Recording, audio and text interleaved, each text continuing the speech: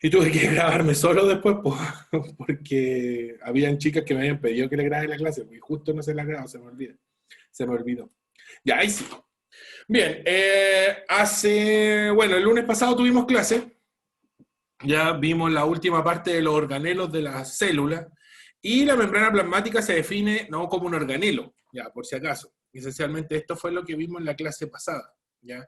Ya hablamos de los dos grandes tipos celulares, que son los procariontes y los eucariontes, ahí están, donde el eucarionte es el que tiene más divisiones, porque esencialmente hay dos tipos, tenemos la célula animal y la célula vegetal. Procarionte hay uno solo, la clásica bacteria que no tiene organelos, que tiene uno que otro ribosoma, que su ADN está así tal cual como se ve en la figura, no está condensado, no está empaquetado, como está, por ejemplo, la célula eucarionte que está altamente apretado, y ahí se ve que está el nucleolo, el centro del núcleo, muy, muy condensado, muy, muy apretado, ¿ya?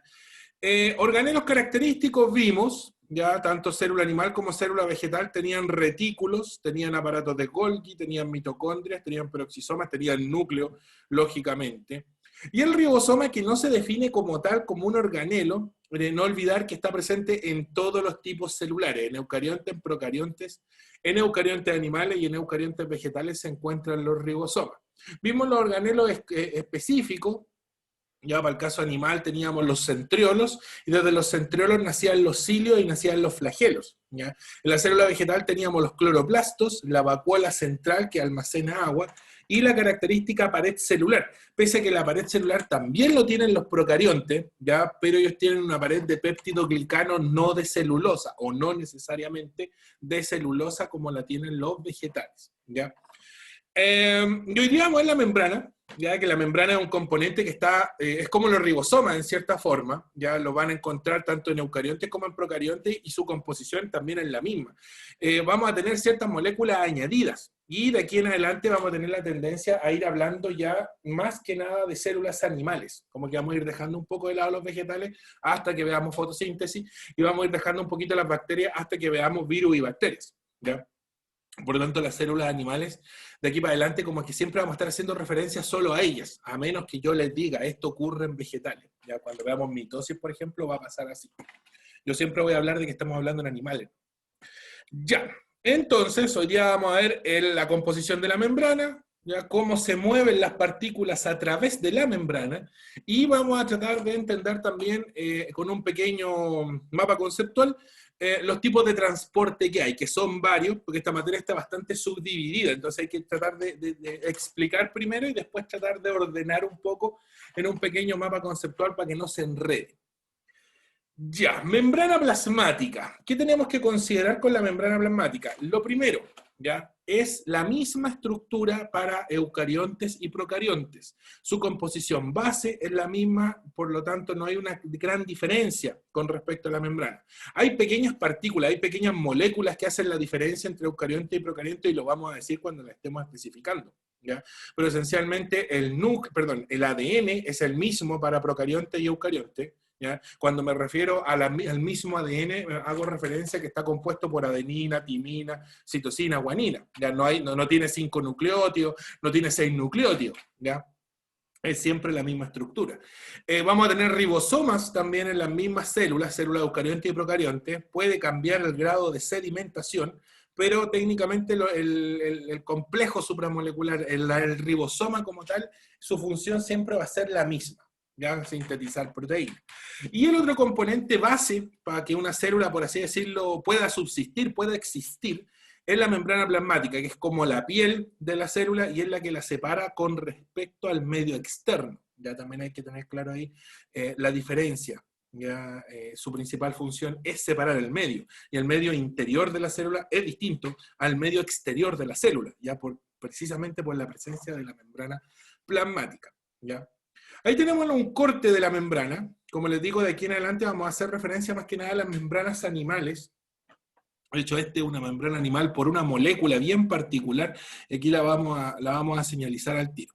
El primer componente base de la membrana plasmática son los fosfolípidos. ¿Ya? ¿Cuáles serían los fosfolípidos dentro de esto que está aquí? Serían estas pelotitas con dos colitas que tienen. Si se dan cuenta, hay pelotitas con dos colitas hacia un lado y hacia el otro lado de la membrana. Son dos capas de fosfolípidos, ¿ya? Una capa que da hacia afuera y una capa que da hacia adentro. ¿Ya? Por eso se habla de bicapa fosfolipídica. Y en la matriz, en la base ya de la membrana plasmática, todas las membranas plasmáticas procariontes, animales y vegetales, tienen sí o sí fosfolípidos. Ya, los hongos también, y los protistas también, para no ser tan, para ser un poquito más inclusivo con esos reinos, como que no los pescan mucho. ¿Ya? Ahí está, entonces, el fosfolípido, principal componente de las membranas plasmáticas, y por ende tienen varias características lipídicas, y ahí lo vamos a ver cuando veamos el tipo esencial de transporte. Voy a bajar un poquito la pestaña del chat, ahí sí, para poder ver a todos los que están conectados. Ya. Y el otro componente base, el otro componente que siempre vamos a encontrar en una membrana plasmática, de hecho se ve aquí con un color morado, este que se ve con un color naranjo, son las proteínas de membrana. ¿Ya? Vamos a pinchar ahí para que aparezcan las proteínas. Proteínas periféricas y proteínas integrales. Existen dos tipos particulares de proteínas. Las proteínas que atraviesan por completo la bicapa fosfolipídica, como la proteína integral morada que se ve aquí, o esta proteína integral, que también es integral, pero tiene forma de tubo, ¿ya? Ahí lógicamente ahí está el corte en 3D, como para que lo puedan imaginar, lo puedan visualizar, ¿ya? Pero en cierta forma esta proteína y estas son muy similares, ¿ya? Porque son integrales, atraviesan por completo la bicapa fosfolipídica, de extremo a extremo. Eso quiere decir que una molécula, una partícula, puede pasar por una proteína como esta morada que está acá, ¿ya? Posiblemente toque el carbohidrato y la proteína, como que le toca el timbre acá, que es el carbohidrato, y así permite su paso, ¿ya? O en su defecto puede pasar por este tubo que siempre está abierto, es como dejar la puerta abierta y se me va a colar el perro, el gato, hasta el vecino podría entrar para la casa, ¿ya? Porque la puerta está abierta. ¿Ya? En este caso, esta proteína cumple esa función, permitir el paso selectivo, ya por tamaño, ¿ya? Pero la puerta, como les digo, está abierta y todo lo que sea lo suficientemente grande o que entre por esta puerta podría pasar. ¿Ya? A diferencia de esta proteína periférica, que si yo quisiera pasar por ella, pasaría solo por una mitad nomás, o hasta una mitad, porque no atraviesa por completo la bicapa fosfolipídica. ¿Ya? En este caso, esta proteína periférica actúa como un sensor. Entonces, la proteína periférica identifica una partícula, ¿ya? Y normalmente siempre está al lado de una proteína, en este caso como la que está aquí, integral. Entonces, la periférica identifica una partícula y la integral permite el paso de la sustancia o de la partícula en específico, para no repetir ahí el término. ¿Ya? Las periféricas son como sensores, son como los sensores para los que tienen, por ejemplo, alarmas en sus casas. Si se dan cuenta, cuando el circuito de alarmas tienen unos pequeños como sensores con un LED infrarrojo que se enciende y se apaga cuando pasan muy cerca de ellos. Ya en este caso la proteína periférica cumpliría esa misma función. Si una partícula pasa muy cerca de ellas, la proteína periférica la reconoce y la proteína integral se abre para, lógicamente, permitir el paso de esa molécula, de esa partícula. Por eso se dice que la membrana plasmática es selectiva. ¿Ya? Selecciona lo que sale, selecciona lo que entra. Y quien esencialmente le entrega esa capacidad de selectivo son las proteínas, ya sean periféricas o integrales. De una u otra forma, ellas identifican moléculas. Y esa es su característica primordial. Ya sea que estén abiertas o estén cerradas de una u otra forma. ¿Ya? Es como, no sé, por la puerta de su casa ustedes no pueden meter un camión. ¿Ya? ¿Podrían pasar un camión? Sí. Si lo desarman entero, por ejemplo, una tremenda pega, desarmar el camión entero y después volver a armarlo adentro. Podría hacerse, ¿ya? Pero me tomaría mucho tiempo. ¿Ya? A diferencia que si yo dejo la puerta abierta, el camión no va a pasar, pero sí puede pasar una persona por esa puerta, porque la persona es lo suficientemente, o cabe dentro de la puerta, o es lo suficientemente pequeña para poder pasar por la puerta. ¿Ya? El camión no pasaría, lógicamente, porque por tamaño no puede pasar. ¿Ya? Lo mismo pasa con esta proteína que parece tubo, ya una partícula más grande que el orificio que hay aquí, no, lógicamente, no podría pasar, ya quedaría estancada. Hay otros componentes, y de hecho los vemos, y se dan cuenta que hay estas formas, estas estructuras con forma de letra Y, ya, o con forma de palito, pero que están compuestas por muchos hexágonos, ¿ya? Y estos esencialmente son, antes de pasar ahí sí, son carbohidratos o glúcidos. ¿Ya? El glúcido o carbohidrato es lo mismo. ¿Ya? Y si se dan cuenta, los carbohidratos están solo hacia este sector superior, este sector de acá arriba. Para el lado de acá abajo no están. ¿Ya? Y aquí, ojo, porque los carbohidratos siempre se encuentran hacia el sector externo de la membrana plasmática y actúan como pelos, como vellos. Entonces, por ejemplo, ustedes sienten algo que roza sus vellos de la mano, por ejemplo, los vellos del pelo, las cejas, etc. Sin tocar la piel, saben que hay algo cerca o que se está aproximando. ¿Ya? Aquí pasa lo mismo. Si una partícula toca estos carbohidratos, la proteína, y por eso siempre están conectadas a una proteína o a un fosfolípido, a un lípido, la partícula toca estos vellitos, ya estos pelitos que son los carbohidratos, y de esa forma la célula identifica las cosas que pasan cercanas a ella. ¿Ya? Por lo tanto, los carbohidratos añaden una función adicional al reconocimiento de partículas. Y no están hacia adentro, porque no necesito reconocer específicamente lo que está adentro, porque sé que está adentro. ¿Ya? Y lo otro es porque hay enzimas digestivas en el citoplasma celular, ¿ya? Y que si llega a pasar uno de estos carbohidratos se los van a terminar comiendo.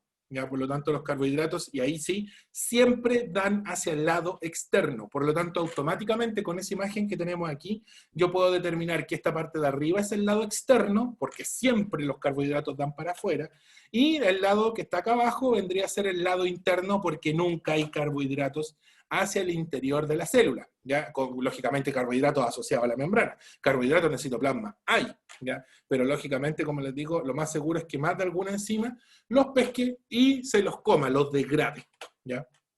Y el otro componente que apareció aquí abajo es el colesterol. Y ojo, el colesterol es distintivo.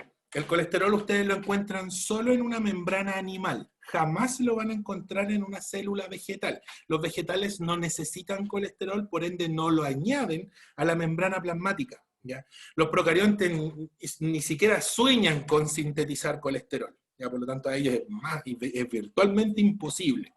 ¿Qué es lo que hace el colesterol en las células animales? Por lo tanto, el colesterol es exclusivo de una célula animal. ¿Ya? ¿Qué hace el colesterol? Le entrega rigidez, le entrega firmeza. Por lo tanto, la membrana plasmática como que se cuaja, como que se espesa por la presencia del colesterol. ¿Ya? Y por eso los tejidos animales tienen forma. Y por ejemplo, su piel tiene forma y es elástica y es tangible por las proteínas que componen la membrana plasmática de las células de la piel y aparte de eso por el colesterol. El colesterol de la membrana es de vital importancia en la célula animal porque la célula animal no tiene una coraza protectora.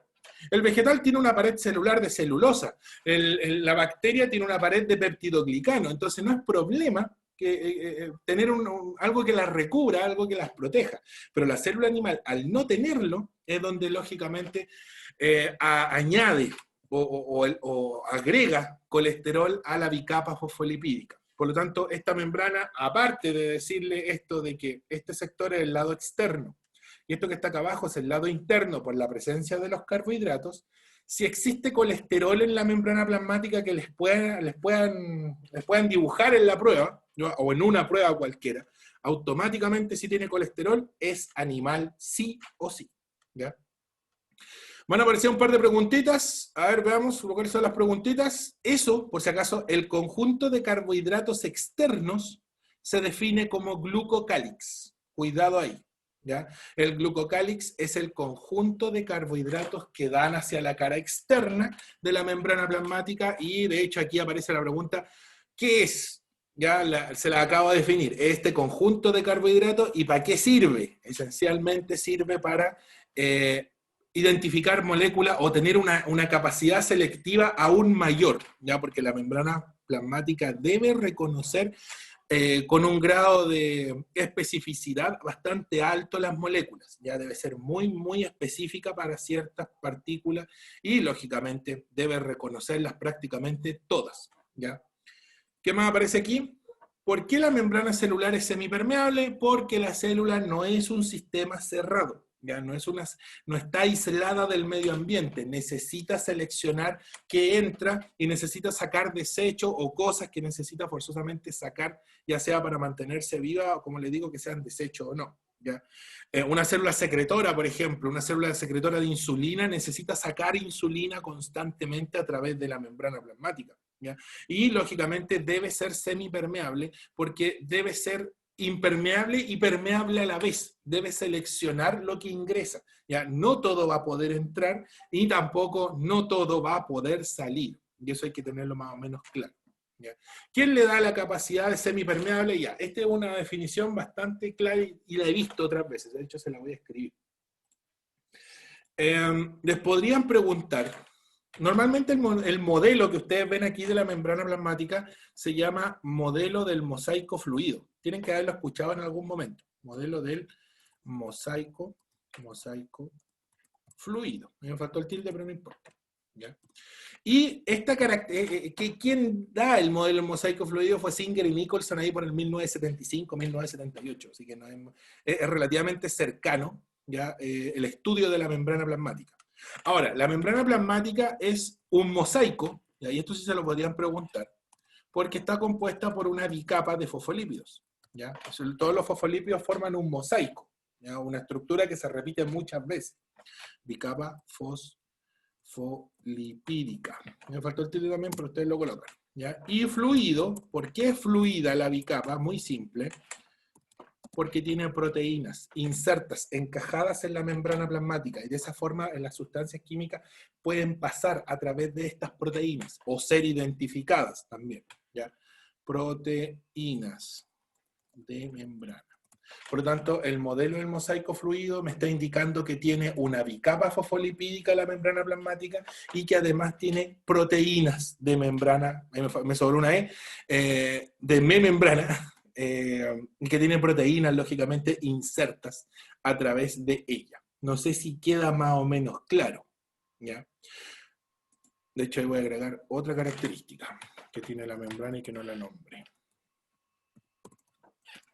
¿Ninguna duda hasta esta parte con la composición? ¿Ninguna? La Isidora me dijo que no. Ya voy a subir un poco el volumen de mi audífono porque si no, no los escucho. Ya. La asimetría le puse yo ahí. ¿Por qué asimétrica? ¿Por qué el modelo del mosaico fluido es asimétrico? Les pueden preguntar también. Muy simple, se lo expliqué recién. Porque los carbohidratos, o el glucocálix, ¿ya? O los glúcidos, como le quieran llamar, ¿ya? Coloquémosle el glucocálix, para usar el término. Glucocálix. ¿Qué es el glucocálix? Dijimos que es el conjunto de carbohidratos que dan hacia afuera siempre de la membrana plasmática. El glucocálix se le entrega la simetría. ¿Por qué le entrega la simetría? Porque el glucocálix la transforma en... Perdón, los carbohidratos están solo hacia el lado externo, no hacia el lado interno. Entonces la mitad externa queda con un componente adicional que son los carbohidratos. Y el componente interno no lo tiene. Entonces deja de ser igual, deja de ser simétrico. ¿Ya? Y por eso es que esencialmente el glucocálix le entrega esta propiedad de ser asimétrico. Glucocálix entonces solo está, vamos a ser bien simple, hacia afuera. ¿Ya? Para que más clarito todavía es la explicación. Por lo tanto, la membrana plasmática es un mosaico fluido asimétrico. Ahí debería ser lo correcto. Normalmente nunca le dicen que es asimétrico, pero aquí ya hay que empezar a considerar que los carbohidratos solo se encuentran hacia el lado externo, hacia el lado de afuera de la célula. En este caso, animal. La que estamos tomando como ejemplo es animal. ¿Existe glucocálix en los vegetales? Sí. La pared celular es parte del glucocálix. Y si se dan cuenta, es un carbohidrato, solamente que está celulosa, y que está solo hacia afuera, no hacia adentro. ¿Ya? Por lo tanto, el glucocálix existe en todos los eucariontes, animales y vegetales. ¿Ya? En los vegetales es rígido, porque forma la pared celular.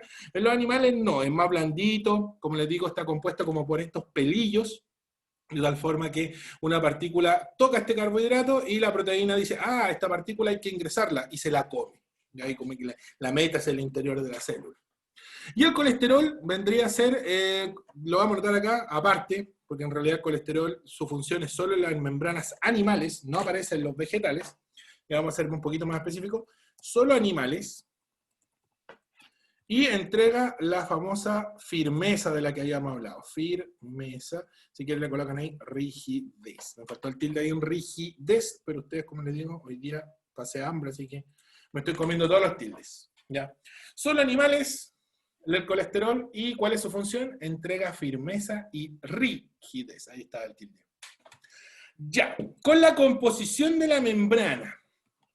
¿Alguna pregunta, chiquillos? Porque ahora vamos a pasar a su función. Y tiene que quedar, pero súper explicadita esta parte, o por lo menos clara.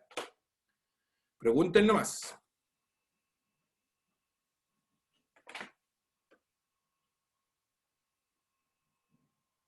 ¿Ninguna? ¿Ninguna consulta? ¿Ninguna, ninguna, ninguna? ¿La Isidora? ¿No? ¿Todo clarito? Como el agua turbia. Ya, vamos entonces a la parte de la funcionalidad. Esta es la composición de la membrana. Teniendo claro cómo está compuesta, es mucho más fácil explicar la función, ¿ya? La función, como les digo, es la capacidad de ser selectiva, la capacidad de seleccionar cosas. Ahí está. Tenemos dos tipos de transporte en la membrana plasmática, ¿ya? Espérenme un ratito, voy a tirar una imagen que tenía preparada para ustedes, para acá para el lado. Lógicamente ustedes no la ven porque no se la estoy compartiendo, pero se la voy a compartir cuando estemos terminando, por así decirlo, la clase. Ya, ahí sí. Tenemos entonces dos tipos de transporte por la membrana plasmática, ¿ya? Tenemos el que se define como transporte activo, ¿ya? Y el transporte pasivo. ¿Cuál es la idea, esencialmente, de la membrana plasmática? La idea de la membrana es tratar de mover cosas por la membrana, pero sin pagar, ¿ya? Llevárnoslas gratis, ya que es lo que muchos queremos en algunos casos, ¿ya? Y solamente pagar por las cosas que nosotros consideramos realmente justas, ya que no nos cobren injustamente por todo, como suele pasar a veces, ¿ya? Por lo tanto, la célula trata de, si puede mover algo, realizar el movimiento de una partícula sin pagar, lo va a hacer. Ahora, si es una sustancia que es de vital importancia y tengo que ingresarla porque voy a obtener más beneficio que perjuicio al ingresarla, bueno, pago para que entre. Ese es como el razonamiento de la célula, ¿ya? Que bueno, si lo piensan bien, un razonamiento bastante lógico, ¿ya? Entonces vamos a tener el transporte pasivo, ¿ya? Donde no hay un gasto energético por parte de la célula no se cansa por ingresar o sacar estas partículas, ¿ya? Y un transporte activo en donde lógicamente la célula sí se cansa y sí gasta energía. ¿Ya? Por lo tanto, teniendo claro que hay gasto o no hay gasto, podemos entrar a dividir cada tipo de transporte.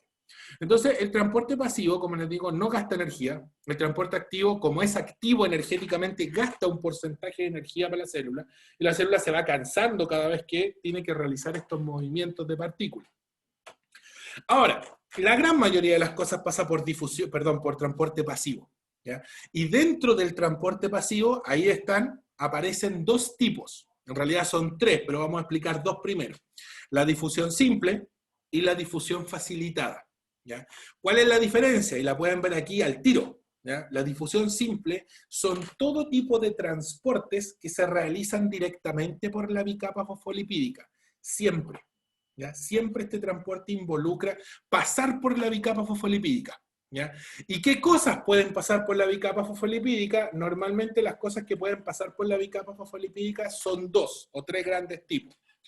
Partículas muy pequeñas, que son tan chiquititas, perdón, ahí sí, que son tan chiquititas que pasan entre medio de los hoyitos de la bicapa fosfolipídica. Y tienen que ser súper pequeñas porque el espacio que hay es súper limitado. Es como el espacio entre medio de la reja de la casa, ¿ya? Ustedes quizás puedan meter la cabeza, pero no van a poder pasar por ahí, porque lógicamente el espacio es muy pequeño.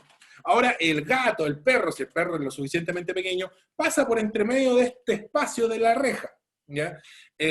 Ahí tendrían un muy buen ejemplo. El gato, por ejemplo, los gatos son más escurridizos, entonces el gato que quiere salir o quiere entrar a la casa puede hacerlo por el orificio entre la reja, ¿ya? Porque lógicamente el tamaño le permite pasar, ¿ya? O el gatito es lo suficientemente pequeño para pasar por ahí. Por lo tanto, cuando se realiza un transporte por difusión simple, la partícula puede pasar por entre medio de la bicapa, entre medio de este mosaico, ¿ya? Las otras partículas que pueden pasar, ya que son muy pequeñas, como le acabo de decir, pueden pasar por la bicapa fosfolipídica. Las otras partículas pueden ser partículas afines, ¿ya? Que disuelvan la bicapa fosfolipídica momentáneamente, ¿ya? Por ejemplo, el alcohol o los alcoholes pueden disolver la bicapa fosfolipídica. Por eso cuando ustedes, por ejemplo, ocupan una crema que se absorbe directamente en la piel, ¿ya? Es normalmente una crema que tiene una base alcohólica y puede pasar directamente por la membrana plasmática de las células de la piel, ¿ya? O el alcohol gel, por ejemplo, porque hay personas que se les agrietan súper fácil las manos con el alcohol gel, porque el alcohol, el nombre lo dice, alcohol gel, tiene alcohol, ¿ya? Entonces pasa directamente por la bicapa fosfolipídica de la membrana de la epitelio de la mano, y por ende la va agrietando con el tiempo, con el uso continuo. Imagínense las personas que tienen que trabajar y se tienen que estar echándose alcohol gel a cada rato, ¿ya? Entonces, lógicamente la piel se le agrieta más fácil. ¿Me va a comentar algo, Isidora? Yo quiero preguntar si dice que eran partículas. Te escucho súper despacito. Espera, te voy a subir el volumen acá a ver si puede que sea yo. Dime, a ver. Dijo que eran partículas afines. Partículas afines. El alcohol es una partícula afín, ¿ya? Y lógicamente esa partícula afín, y puede pasar directamente por la bicapa fosfolipídica. El alcohol, como les digo, es el mejor ejemplo, ¿ya? Entonces, si yo tomo alcohol, por ejemplo, y no he comido nada, lo más seguro es que al ratito me empiezo a sentir un poquito mareado, ¿ya? Eso es más que seguro. Por lo tanto, una partícula afín, ¿ya? Sí, puede pasar por la bicapa fosfolipídica. Las otras que podrían pasar por la bicapa fosfolipídica, no pasar por difusión facilitada, no pasar por esta proteína grande, verde, perdón, roja que se ve aquí, es los lípidos, ya otro lípido, un aceite, una grasa, por ejemplo, si pasan por aquí afuera, la célula lo más seguro es que la ingresa al tiro, es el interior. Por eso cuando comemos grasa engordamos tan rápido, ¿ya? Porque al tiro lo asimilamos. Y los otros podrían ser solventes orgánicos, pero nosotros no consumimos solventes orgánicos, nos harían mal, pues no enfermaríamos al tiro. Solventes orgánicos como por ejemplo el benceno, ¿ya? La benzina, el tolueno, ¿ya? Por eso las personas que se volaban antiguamente con tolueno se volaban tan rápido. ¿Por qué? Porque al ser un solvente orgánico que pasaba por la membrana directamente de la cavidad respiratoria, al tiro llegaba a la sangre y en una o dos inhaladas posiblemente, la persona queda viendo burros azules, ¿ya? Y eso es producto precisamente de que el tolueno es un solvente orgánico, es una molécula orgánica, y lo suficientemente pequeña y afín para poder pasar por aquí entre medio de la bicapa fosfolipídica, ¿ya? Por lo tanto, partículas pequeñas, partículas afines, ¿ya? Son las que pueden pasar por difusión simple. Recordemos que la difusión simple es sin pagar, ¿ya? Estoy pasando cosas sin pagar, ¿ya? El otro transporte sin pagar, sí, todo esto sin pagar energía, sin gastar el más mínimo ápice de energía, es la difusión facilitada. ¿Por qué se llama facilitada? Porque lo facilitan las proteínas de membrana, ¿ya? Entonces las partículas se mueven por estas proteínas de membrana, por estas puertas, ya que tiene la célula y que permite el paso siempre y cuando la partícula sea lo suficientemente pequeña para poder pasar por aquí, ¿ya? Si esta esferita, por ejemplo, que ustedes ven aquí que se está moviendo continuamente, si esta esferita fuera muy grande y se atascara físicamente aquí en la entrada de la proteína, no podría pasar, ¿ya? Por lo tanto, tendría que buscar una proteína más grande que le permita el paso, ¿ya? Es como el portón de la casa. Ustedes pueden entrar por la puerta o el portón, pero el ejemplo del auto, por ejemplo, o un camión, el auto ustedes no lo pueden meter por la puerta de la reja. ¿Ya? Tienen que meterlo por el portón, porque el portón es lo suficientemente grande para que el auto entre, ¿ya? Por darle un ejemplo. La difusión facilitada permite el paso esencialmente de los aminoácidos, ¿ya? De la glucosa, que son partículas muy grandes, moléculas muy grandes. De hecho, como que los aminoácidos, no, de hecho, como que la glucosa es lo más grande que puede entrar, ¿ya? Y en su defecto, una partícula con carga eléctrica, ¿ya? Un ion, va a ser más específico, el sodio iónico, el cloro iónico, el potasio iónico, el fósforo, el hierro, el magnesio, que forzosamente una célula vegetal, por ejemplo, necesita ingresar magnesio. Nosotros necesitamos ingresar fierro y hierro, ¿ya?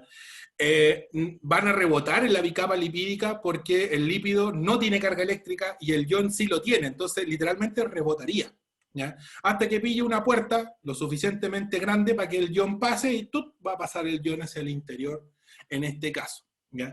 Por lo tanto, las partículas que se mueven por difusión facilitada son todas las otras que por la difusión simple no pueden pasar, ¿ya? La difusión facilitada entonces permite el paso de moléculas muy grandes o moléculas grandes, como la glucosa, como los aminoácidos, como los ácidos nucleicos, si tuviéramos que considerar algún nucleótido que tenemos que meter al interior de la célula, por ejemplo. O en su defecto partículas que pueden ser pequeñas, pero que tienen carga eléctrica, ¿ya? Y como tienen carga eléctrica, rebotan en la bicapa fosfolipídica y necesitan pasar por una puerta que esté abierta en este caso, ¿ya? No sé si queda claro los tipos de difusión. Sí, tengo una pregunta. ¿En la Dale, facilitada es una proteína integral? No, es una proteína, a ver, es una proteína, sí, es una proteína integral, perdón, me equivoqué. Sí, es proteína integral. Difusión facilitada por proteínas integrales de membrana, ese es el nombre completo, ¿ya? Yo le coloqué ahí difusión facilitada para que sea más corto, ¿no? Pero sí, es difusión facilitada por proteínas integrales de membrana. Las proteínas periféricas, como no atraviesan la bicapa fosfolipídica, en la partícula se quedaría atascada, pues entonces no podría pasar. ¿Ya? Por lo tanto, las proteínas periféricas, el nombre lo indica, son periféricas, porque se encuentran o hacia afuera o hacia adentro. ¿Ya? No atraviesan la bicapa fosfolipídica, por ende no permiten el paso de nada. Identifican cosas, pero no permiten el paso de algo. ¿Ya? ¿Alguna otra consulta? ¿No? No, ninguna. Ya, vamos entonces con... voy a dejar la osmosis, ya que es un tipo de difusión simple, la vamos a dejar un poquito para el final. ¿Por qué? Porque ahí ya nos metemos en terminología un poco más específica. Quiero que quede claro primero los tipos. Vámonos al transporte activo, ¿ya? El transporte activo forzosamente, bueno, ahí aparece la preguntita, ¿qué característica presenta el transporte pasivo? No gasta energía. Esa es la principal definición. No gasta energía, por lo tanto, para la célula es óptimo realizar cualquier tipo de transporte pasivo, ya sea simple o facilitada, ¿ya? Porque es gratis.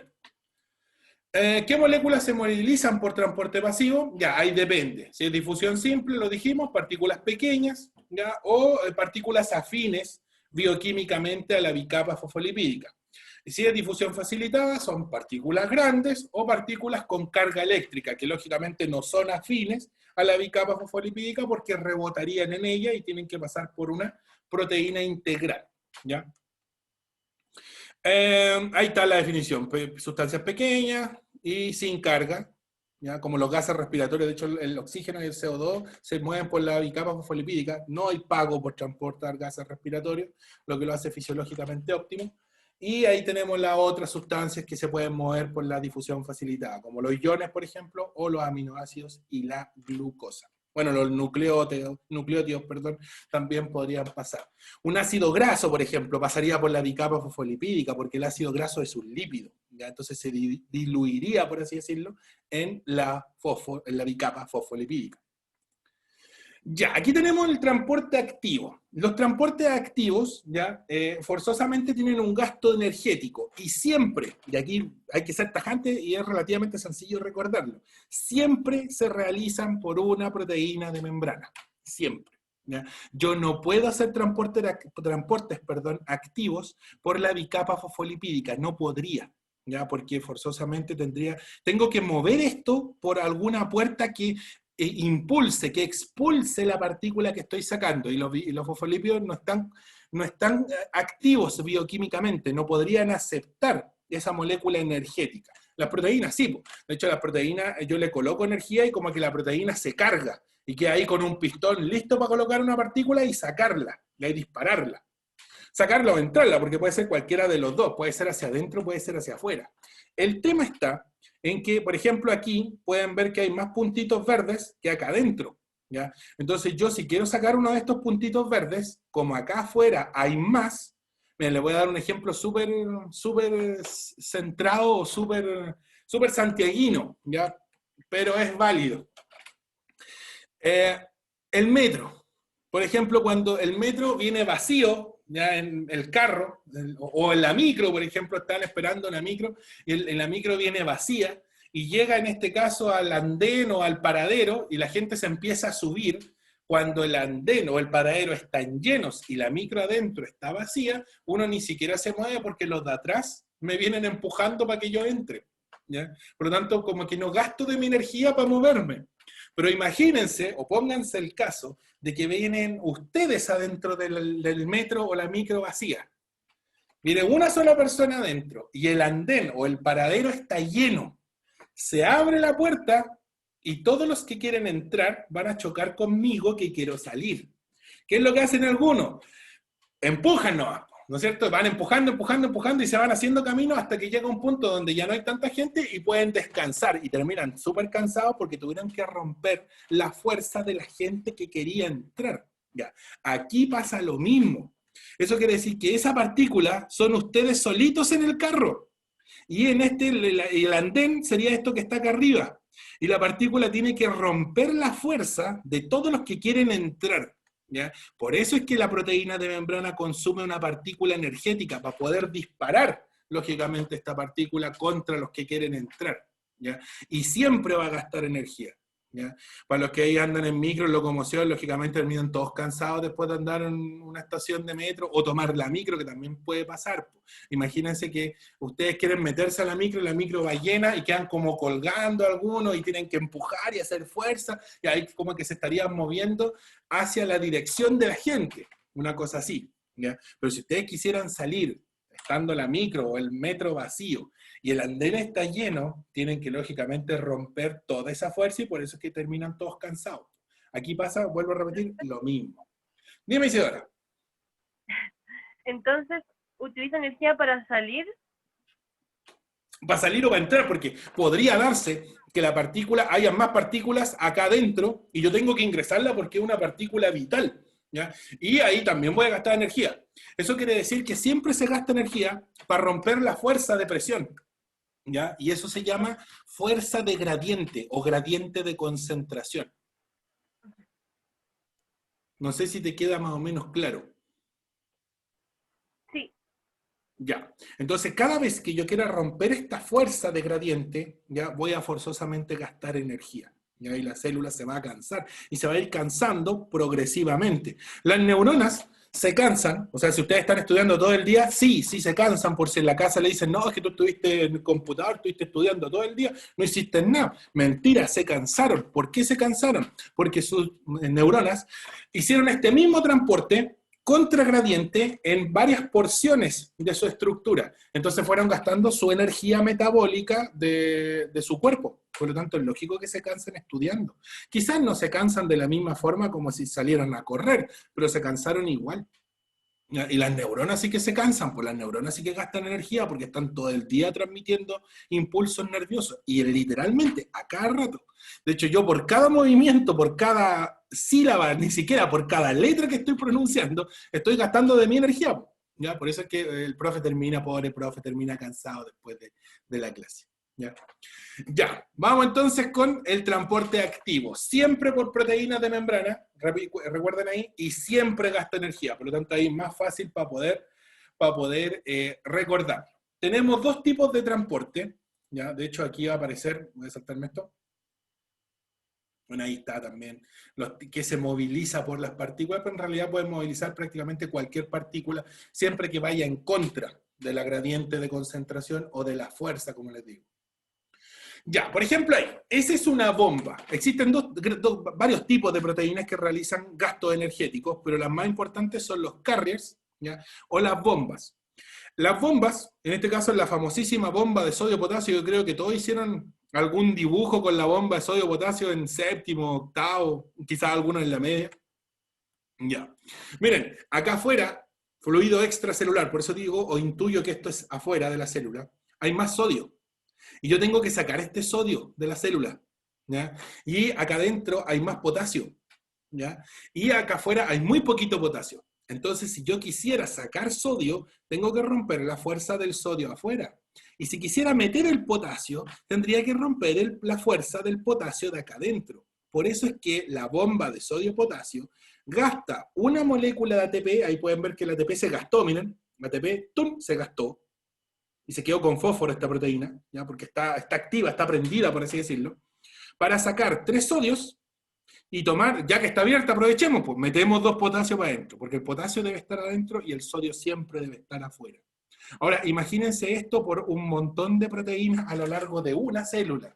¿Cuántos millones de células tienen en un tejido? Ya, entonces, lógicamente que sus pobres neuronas, por ejemplo, gasten un montón de energía para normalizar las cargas, porque la bomba de sodio-potasio está vuelta loca trabajando, ya moviendo cada vez que conduce el impulso nervioso.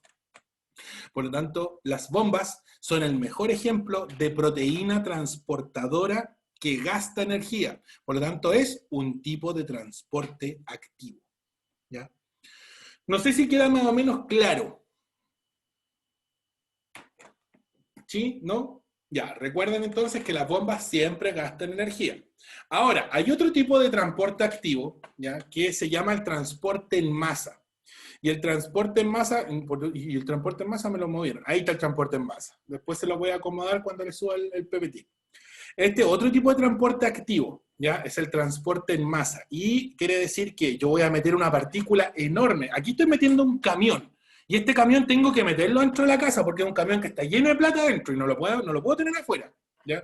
Entonces, ¿qué es lo que voy a hacer? Tengo dos opciones. La primera opción es romper un muro de mi pared, de la casa, meter el camión y volver a reformar mi muro, ¿ya? Entonces, la célula lo que hace es tomar esta partícula que es gigantesca, se la come, ¿ya? Perdiendo una pequeña porción de la membrana plasmática para poder ingresarla. Y eso, lógicamente, le gasta energía. ¿Por qué? Porque tiene que regenerar después esa membrana plasmática y eso me van a cobrar por armar y desarmar la membrana, ¿ya? Cuando la partícula es grande, es sólida, ¿ya? Se habla de fagocitosis, ¿ya? El acto de comer se llama endocitosis, ¿ya? Cada vez que una célula ingresa una partícula grande, es endocitosis. Cuando esta partícula es sólida, es fagocitosis. Endocitosis del tipo fagocitosis, ¿ya? Y la pinocitosis es cuando yo ingreso más líquido que partícula. Igual ingreso una partícula, pero tiene que ir diluida, ¿ya? Y la pinocitosis, de hecho, pino viene del latín beber, ¿ya? Por lo tanto, técnicamente, como que la célula aquí está más que nada tomando agua masivamente. Normalmente una célula no hace pinocitosis. Una célula animal tiene la tendencia a hacer más fagocitosis que pinocitosis, porque el agua entra por unos poros que se llaman aquaporinas, ¿ya? Y eso es lo que permite el flujo de agua hacia el interior y hacia el exterior de la célula. Eso lo vamos a ver después cuando veamos la osmosis, ¿ya? ¿Quiénes hacen esto? Células que necesiten hidratarse o rehidratarse continuamente. Por ejemplo, las células renales, ¿ya? Ellas hacen normalmente pinocitosis, pero son muy pocas, como les digo. Fagocitosis, ¿quién hace? Los glóbulos blancos, por ejemplo, que se comen una bacteria. Piensen que esta partícula es una bacteria, y la bacteria es una célula, pues grande. Por lo tanto, el glóbulo blanco identifica la bacteria y se la come al tiro, ¿ya? Y como les digo, como se pierde una porción de membrana, forzosamente la célula tiene que regenerar esa porción, es que siempre va a gastar energía y por eso es que es un tipo de transporte activo, ¿ya? Que se llama, como les digo, transporte en masa. Miren, ahora les voy a proyectar mi super resumen. No tiene ni un brillo, se lo hice en Paint. Pero normalmente yo trabajaba, o sea, este mismo resumen a los chicos cuando les hacía clases presenciales. Ya. Transporte en la membrana plasmática. ¿Lo ven, no es cierto? ¿Ven mi Super Paint? De hecho, voy a correr. Yo al fondo de pantalla. Cambio, ya, veo, entonces vamos. pero Windows. Voy a cerrar y voy a compartir de nuevo. Ahí sí. ¿Ahí sí lo ves o no? Yo sí. Ya, no, sí, lo más seguro es que si tú lo ves, la chica, la Isidora, ¿lo ves? Ya. Mira, ahí tenemos dos tipos de transporte. Los transportes por la membrana plasmática, como les decía, son dos. Transporte pasivo, que no gasta energía, y transporte activo con gasto de energía. Dentro del transporte pasivo tenemos la difusión simple, que se realiza por los fosfolípidos, por la bicapa, y la difusión facilitada, que se realiza por las proteínas de membrana, ¿ya? La bicapa fosfolipídica, ¿qué se puede mover por difusión simple? Partículas que son muy pequeñas o partículas que son afines, y ahí les coloqué los ejemplos. Cuando muevo cosas por la difusión facilitada, por proteínas integrales, ¿ya? La partícula puede ser o muy grande, o en su defecto podría ser chica, pero con carga eléctrica, ¿ya? Como los iones, sodio, potasio, cloro, etc. Y la osmosis, que la vamos a ver ahora, que es el movimiento de partículas, pero que depende de la gradiente de la fuerza de concentración, ¿ya? Y el transporte activo, que lo vimos recién, que tiene siempre proteínas transportadoras en este caso, donde vamos a tener el mejor ejemplo, las bombas, la bomba de sodio y potasio, ya que gasta energía siempre que va a mover sodio y potasio. Hay otras bombas, como la bomba de calcio. En ese caso, el calcio en la musculatura, la célula muscular toma la partícula de calcio, la saca, y cuando la quiere reintegrar, ya forzosamente va a gastar energía porque ahí lo hace contragradiente, ¿ya? Y el transporte en masa, que es endocitosis cuando se quiere comer, y exocitosis cuando quiero sacar partículas, ¿ya? Si, por ejemplo, yo quisiera sacar masivamente una proteína de membrana, la insulina, por ejemplo, ya yo soy una célula del páncreas y quiero sacar insulina, sí, pero en grandes cantidades, yo lo voy a hacer por exocitosis. Entonces voy a tomar la insulina y como que la voy a empujar hacia la membrana y se va a perder una pequeña porción de membrana para poder sacarla, ¿ya? Y como forzosamente se perdió una porción, me gasta energía para poder regenerarla, ¿ya? Y la endocitosis, cuando yo me como algo, Puedo comerme un sólido, que sería alfagocitosis, o podría tomar un líquido, que sería pinocitosis. Así de sencillo son los transportes por la membrana plasmática. De hecho, como que esto resume perfectamente los contenidos. Si ustedes son capaces de hacer este mismo esquema después de estudiar, sin mirarlo, están al otro lado, no necesitan estudiar, porque ya se lo saben. ¿Ya? Así que traten de emular o de replicar esta figurita que yo le hice. ¿Ya? ¿Alguna pregunta? Antes de pasar a la osmosis, no sé qué hora es. Oh, pasa volando la hora cuando uno se entretiene, uno no se da ni cuenta. ¿Alguna pregunta? Ninguna pregunta. Ya, vamos a ir a la osmosis entonces, y con eso yo creo que vamos a cerrar. Hoy día me va a quedar un poquitito para la otra clase, pero no importa. Ya, esta figura, por si acaso, este monito que le hice yo aquí, este esquema, no monito, este esquema que yo le hice se lo voy a colocar después ahí en el Classroom para que ustedes lo puedan bajar, o si quieren se lo puedo subir también al grupo WhatsApp si no tengo problema. Es que últimamente he estado como más usando el Classroom, ¿ya? Para poder precisamente darle utilidad, pues si lo tenemos es para tratar de usarlo. Y lógicamente va con su guía de membrana, como todas las semanas que yo veo que están haciendo sus guías, ¿no es cierto? Para que hagan ahí la ejercitación, porque si no hacen ejercicios, créanme que después se van a saber la materia, pero no van a poder aplicarla en un ejercicio tipo PSU, tipo prueba, o sea, en realidad no PSU. Es PDT, ni siquiera es PTU, es PDT, prueba de transición. Ya, voy a dejar de compartir ahora, ahí sí, y volvemos al PPT que ya nos... Acá está. Ya, miren. Esta es la gradiente concentración, volvamos ahí, la osmosis, para poder entender el fenómeno de osmosis. Vamos a suponer que en el medio externo tenemos más circulitos, más partículas, y en el medio interno, adentro de la célula, en el citoplasma, tenemos pocas partículas. ¿Ya? El mismo ejemplo del metro, de la micro. Si por ejemplo el andén o el paradero, hay mucha gente allá, las personas que estén aquí cercanas cuando se detenga la micro o el metro, van a empujar los de atrás, los que están cercanos, para poder entrar. Aquí pasa lo mismo. Las partículas de atrás empujan a las más cercanas. Y adivinen qué pasa. Las terminan moviendo. Y las mueven a favor de la gradiente de concentración. ¿Por qué? ¿Por qué se dice a favor? Porque aquí tienen más y aquí tienen menos. Así de simple. Por lo tanto, como aquí hay más, se mueve a favor de gradiente. Porque aquí hay más presión de gradiente. ¿Ya? Ahora, si ustedes, lógicamente esto es pasivo y no gasta ATP, porque si ustedes fueran esa partícula, los de atrás los empujan, ustedes ni se mueven para poder entrar al metro en este caso. ¿Ya? Ahora, imagínense esa partícula que está aquí, quiere salir y tiene que romper la fuerza de todos estos puntitos que quieren entrar. Y en ese caso estaríamos realizando el movimiento contra la gradiente de concentración. Y ahí sí que tengo que forzosamente gastar energía. Porque no lo voy a poder hacer por la bicapa fosfolipídica, voy a tener que buscar una puerta especial, una proteína de membrana, pagarle a esa proteína con ATP, la proteína se va a cargar con la molécula y la va a disparar. ¿Ya? Entonces ahí lógicamente se va a gastar un poquito de energía producto de ese disparo, de ese lanzamiento. ¿Ya?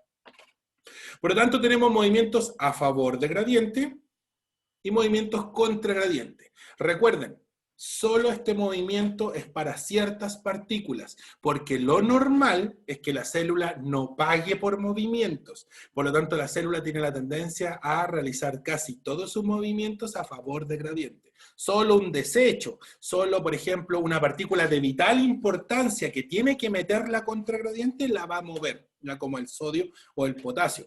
De hecho, el potasio debe estar adentro de la célula para mantenerse estable. ¿Ya? Por eso es que mete el potasio contra la gradiente. Lo mismo que el sodio. El sodio es como un veneno, es como muy tóxico para la célula, así que tiene que sacarlo. ¿Ya? Y por eso es que también gasta energía para poder sacarlo. Pero como les digo, lo normal es que sea un movimiento a favor. Ya, miren aquí.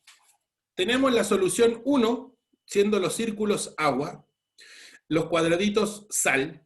Tenemos la solución 1, la solución 2 y la solución 3. Las soluciones 1 y 2, ¿ustedes las ven iguales, las ven desiguales, las ven distintas? ¿Qué dicen? Ya, perfecto. Solución 1 y 2 son iguales. Sí, porque si cuento me va a dar más o menos la misma cantidad. Quizás no específicamente o exactamente son iguales, pero así al ojo se ven iguales. Yo no digo que las concentraciones son iguales. Yo digo que las concentraciones son isotónicas. ¿Ya? No porque me las quiera dar ahí de latín o de lingüista. Iso en latín es igual. ¿Ya? Entonces, tónico es concentración. Entonces, la palabra me está diciendo el fenómeno. ¿Ya? Y estoy comparando dos soluciones, por lo tanto la solución 1 y la solución 2 son iguales en concentración, tanto de agua como de sal. Por lo tanto yo digo que son isotónicas. ¿Ya? Ahí repito, iso igual, tónico, concentración. Con una palabra explico al tiro el fenómeno. Ahora, ¿qué pasa 2 y 3? La solución 2, ¿cómo es con respecto a la solución 3? ¿Se ve más concentrada o menos concentrada la solución 2? Menos concentrado. Ya, menos concentrada. ¿Lo puedo decir en una palabra? Sí. Y lo puedo decir hipotónico. Hipo es poco, tónico es concentración. ¿Ya? Entonces, con esa sola palabra puedo indicar que la solución 2 está menos concentrada que la solución 3, ya con respecto a la sal, lógicamente. ¿Ya? Y la solución 3, si la comparara con la solución 1 o con la solución 2, lógicamente tiene más sal y está altamente concentrada en sal, y en este caso yo digo que es hipertónico. Lo mismo, tónico es concentración, pero hiper es mucho. Por lo tanto, aquí hay mucha concentración del soluto, en este caso, que viene a ser la sal. ¿Cómo se lo van a preguntar? Porque así como está, es más que nada como para la explicación. Pero ustedes se lo van a preguntar así. Y este es un clásico ejercicio de las pruebas de selección. ¿Ya? De hecho, les coloqué un ejercicio después ahí en su guía, por así decirlo, que es muy simple. ¿Qué pasa aquí?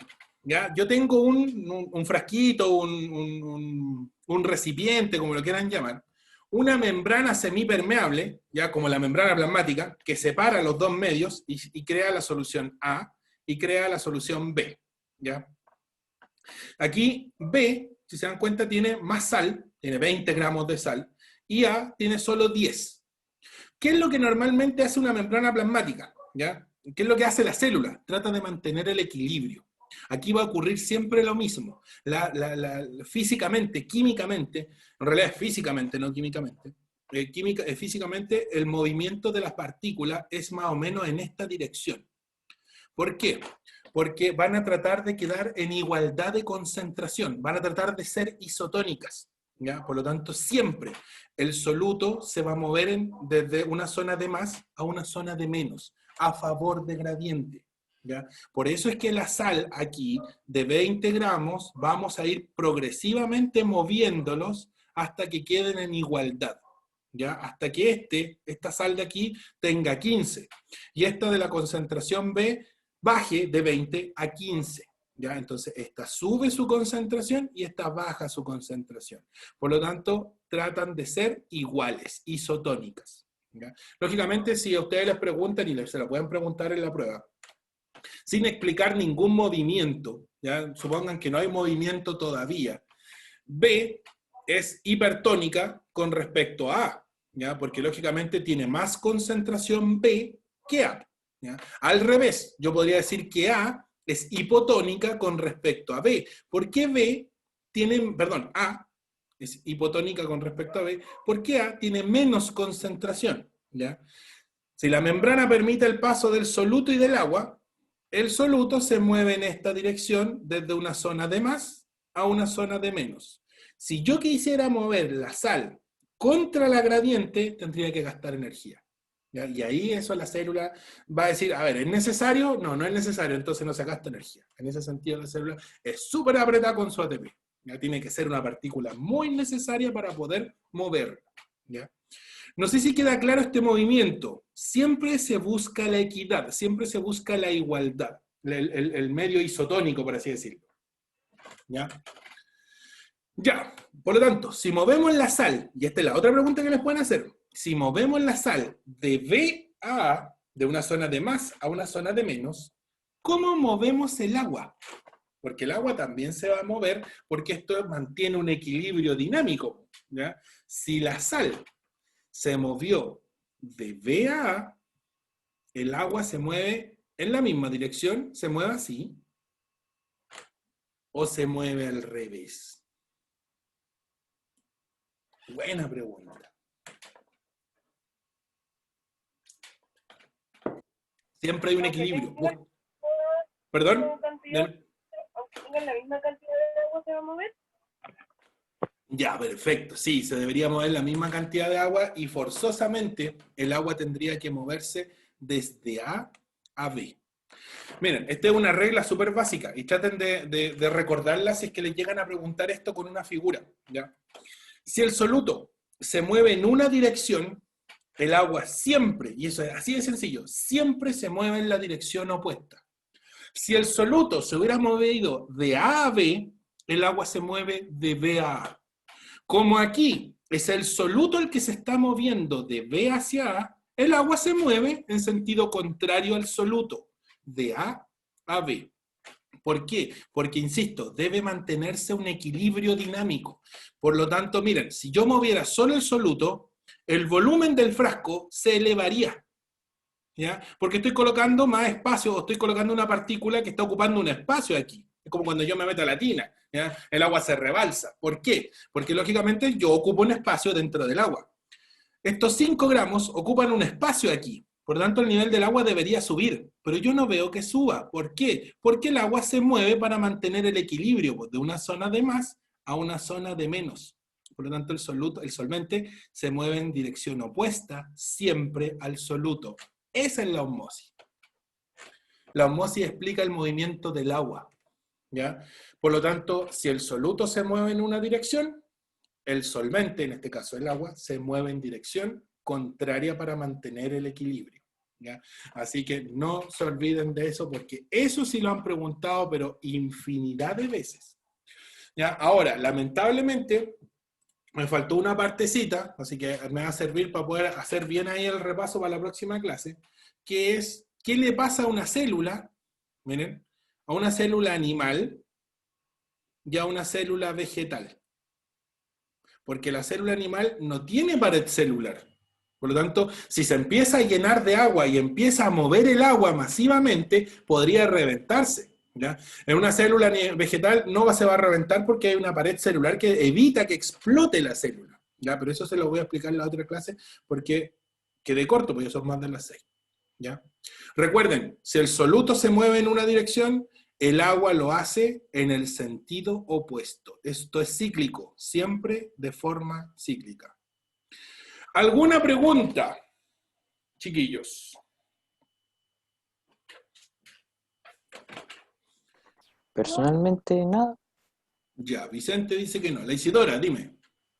No tengo ninguna pregunta. Tampoco quedó todo claro entonces. Ya, ya chiquillos. Si no hay preguntas, la próxima clase entonces terminamos con esa parte, ya que es la crenación, la plasmólisis, la turgencia y la citólisis en realidad, que se las podrían preguntar porque tienen la tendencia mucho a confundírselas. Lamentablemente la guía, creo que coloqué un par de preguntas de eso, ya en el formulario de Google, para que cuando hagan su guía con ejercicio, por último la omitan nomás, ya, o le tiren ahí a la chunta, aunque en realidad el principio es el mismo que están viendo ahí, ya, si el soluto se mueve en una dirección, el solvente se mueve en el otro. Quizás no sepan la palabra o la definición específica, pero intenten por último aventurarse con la pregunta, ¿ya? Lo vamos a explicar en la próxima clase porque quedé corto en tiempo, y la próxima clase vemos respiración celular, que es súper corta en realidad la clase como tal. Ya la hice y me duré como 40 minutos, entonces tengo 20 minutos, por así decirlo, para explicarle esto sin problema, ¿ya? Ya chicos, nos vemos el otro lunes, los que tenemos electivo, nos vemos mañana, por si acaso. Así que nos vemos, cuídense. Voy a dejar de compartir. Adiós. Ahí sí. Ya chiquillos, cuídense, nos vemos. Chao, Chao. profe. Chao, profe. Chao. Sí, gracias por Chao, la nos clase. vemos. Ya nomás.